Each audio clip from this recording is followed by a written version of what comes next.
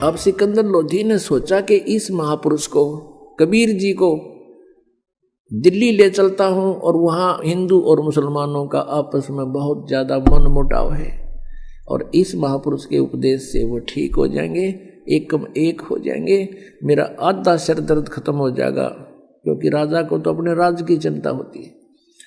तो प्रार्थना की कि प्रभु आप दिल्ली चलिए मेरे साथ और वहां भी उपदेश दीजिए, वहां बहुत बुरा हाल हो रहा, आपस में हिंदू और मुसलमानों के झगड़े होते हैं।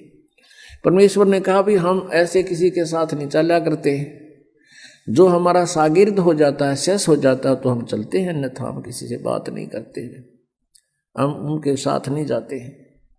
सिकंदर लोधी ने कहा भगवान आपका दिया जीवन है, मैं आपका शिष्य बनना चाहता हूं। परमेश्वर ने कहा कि मांस नहीं खावेगा और तेरे पूरे प्रदेश में, तेरे राज्य में कोई जीव हिंसा नहीं होनी चाहिए, और प्रतिबंध लगा दे कोई मांस नहीं खाएगा, जीव हिंसा नहीं करेगा, कोई शिकार नहीं करेगा।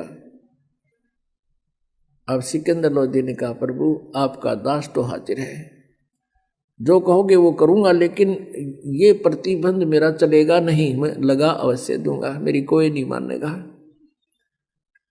और मेरे राज्य में भी उथल पुथल हो जाएगी, क्योंकि ये मुसलमान लोग इतने भ्रमित हो चुके हैं, ये मांस को एक जो भोग लगाते हैं उसको प्रसाद रूप में लेते हैं और जो आप कहो वैसे आज्ञा होगी। परमात्मा बोले पर तू एक काम करिए, तू नहीं खाएगा।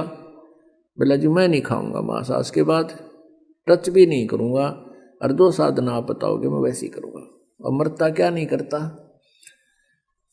तो परमात्मा कहा ठीक है मैं चल लूंगा तेरे साथ।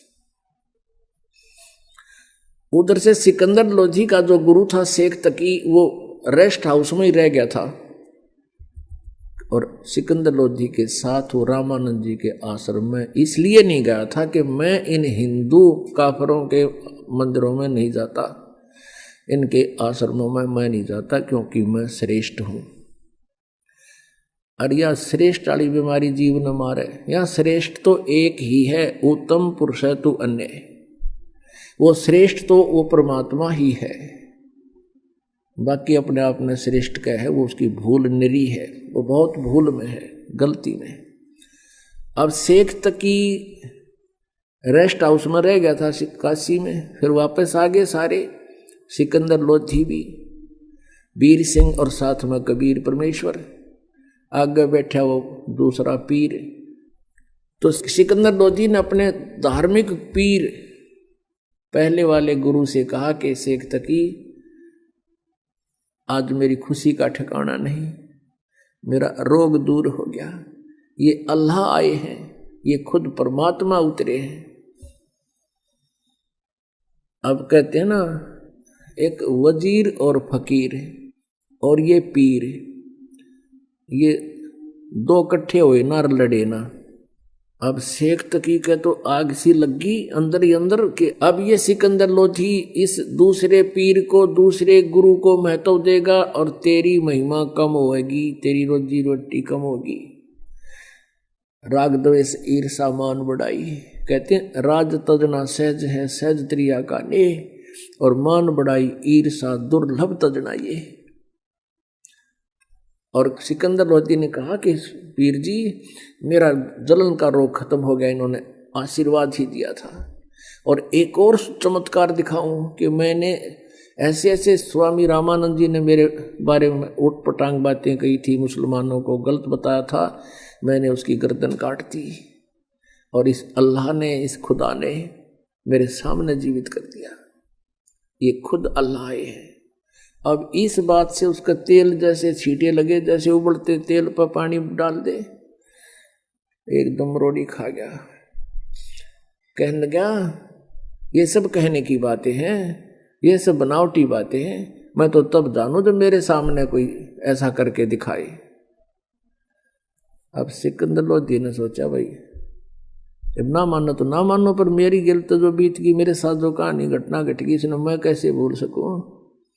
अगले दिन चल पड़े, दिल्ली के लिए प्रस्थान कर दिया, और परमात्मा को, कबीर जी को सिकंदर लोधी राजा ने अपने ही हाथी पर, अपनी ही अंबारी में आदर सत्कार से बैठा लिया। अब रास्ते में 2-3 दिन लगने थे काशी से दिल्ली तक।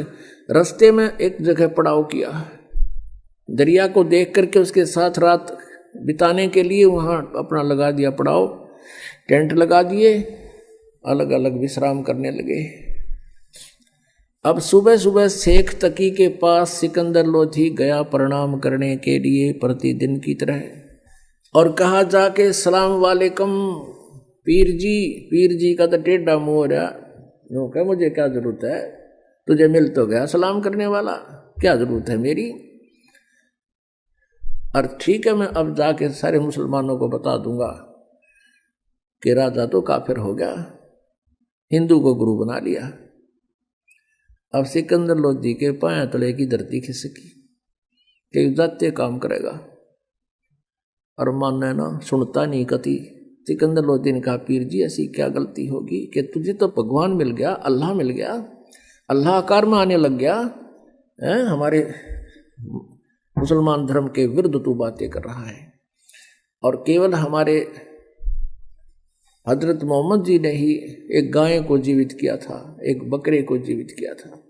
कहते तू इसको अल्लाह मानता है, मैं नहीं मानता, और मुसलमान समाज को कह दूंगा यह सारी कहानी, फिर तू जाने वो जाने। अब सिकंदर को पता था ये नाश कराएगा जाते ही।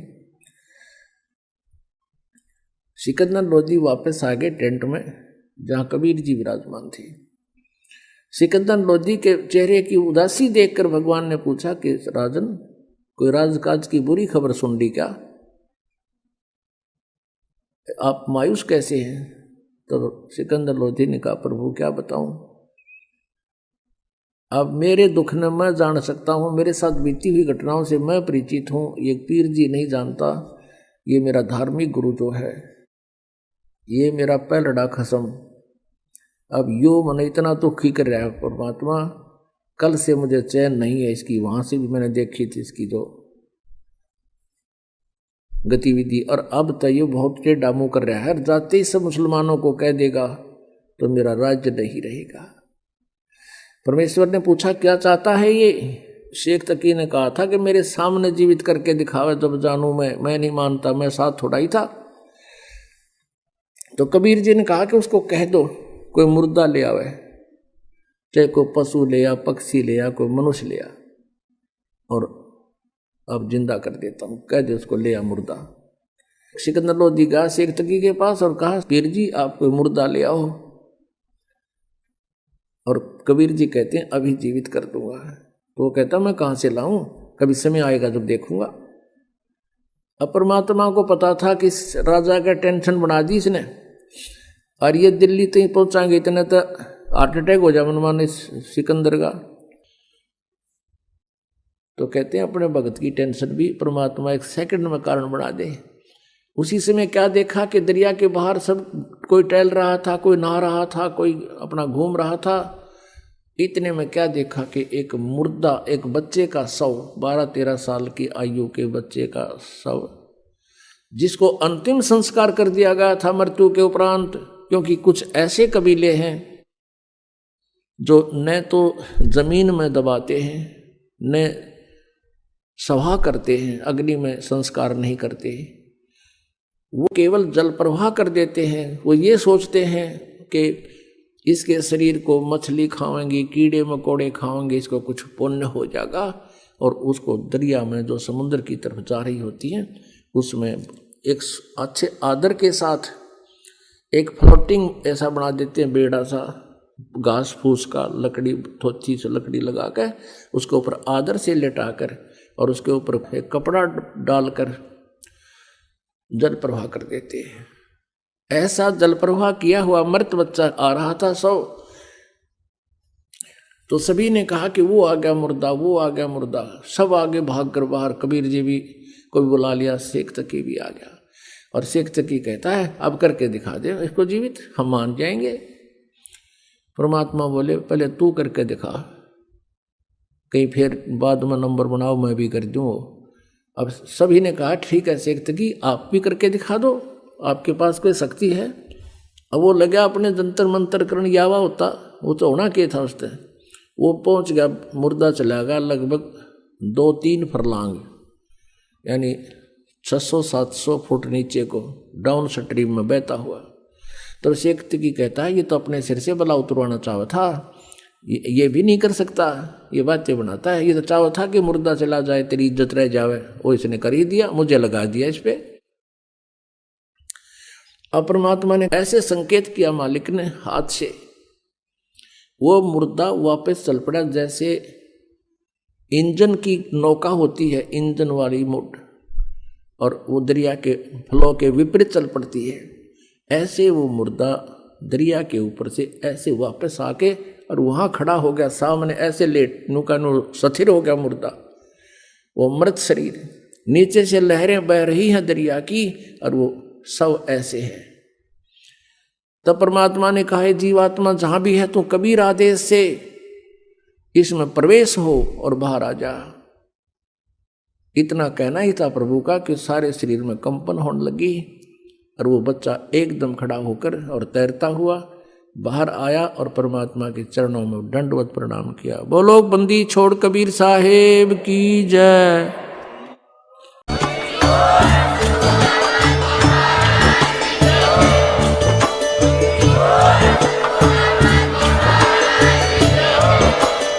सत सोही।